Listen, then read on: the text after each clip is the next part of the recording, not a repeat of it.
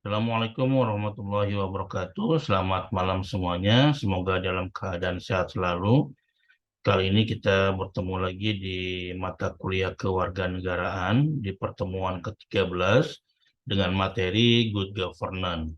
Ada beberapa topik atau outline yang akan saya ulas sedikit ya, yaitu yang pertama adalah pengertian konsep dan karakteristik good governance. Yang kedua adalah prinsip-prinsip good governance. Yang ketiga adalah implementasi good governance di Indonesia. Yang keempat adalah struktur organisasi dan manajemen dalam good governance.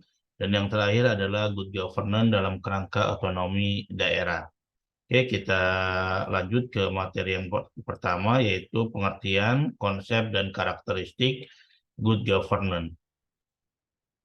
Good governance memiliki kandungan makna atau arti yang sangat dalam, yaitu bagaimana penyelenggaraan atau pengelolaan yang baik, di mana konsep tersebut dapat berlaku pada setiap organisasi apapun, baik pemerintah, swasta, maupun organisasi masyarakat lainnya yang dibentuk untuk suatu tujuan yang mulia. Konsep dari good governance ini adalah berdasarkan PP nomor 101 tahun 2000.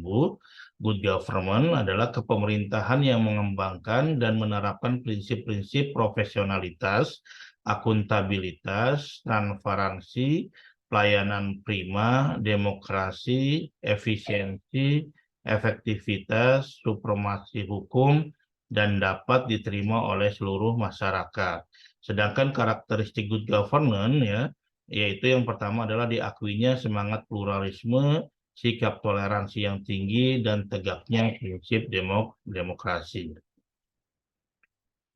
Nah, ini adalah prinsip-prinsip good governance. Sebenarnya ada 5 prinsip ya dari good governance, yaitu pertama transparansi, fairness, kewajaran, accountability, ya, independen, dan responsibility.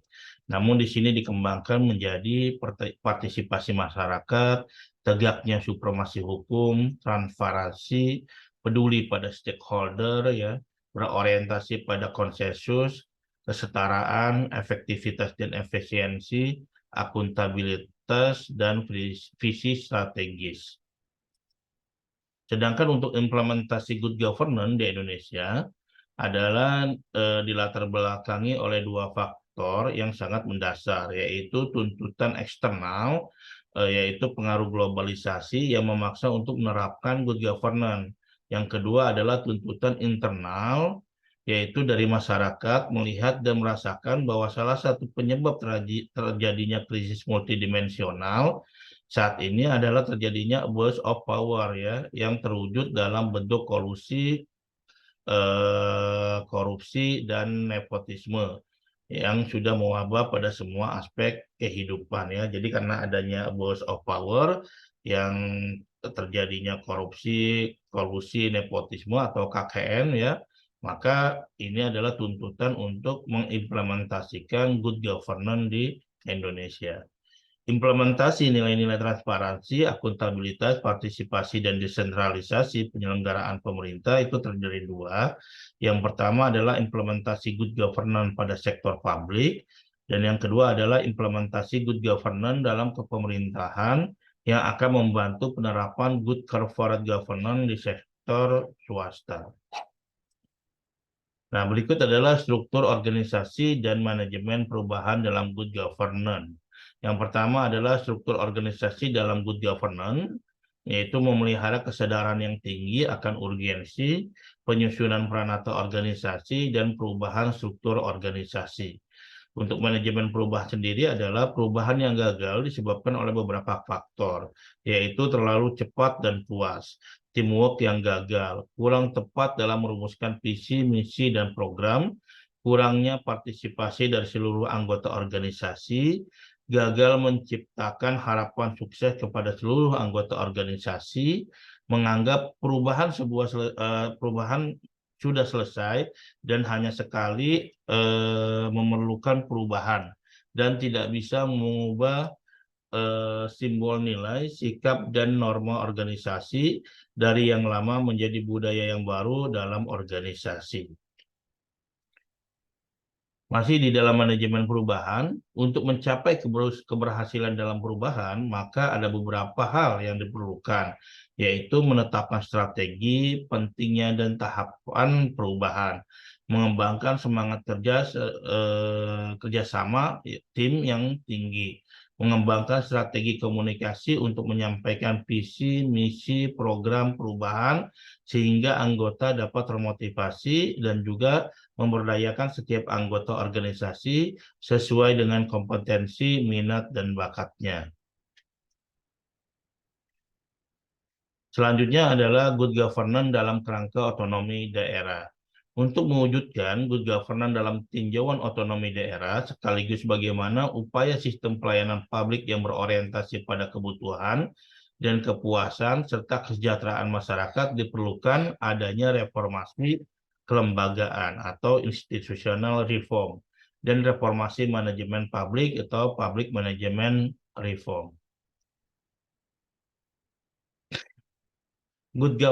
Masih di dalam good government dalam kerangka otonomi daerah, reformasi kelembagaan menyangkut pembenahan seluruh alat-alat pemerintah di daerah, baik struktur maupun infrastrukturnya, dan yang menyangkut reformasi manajemen publik.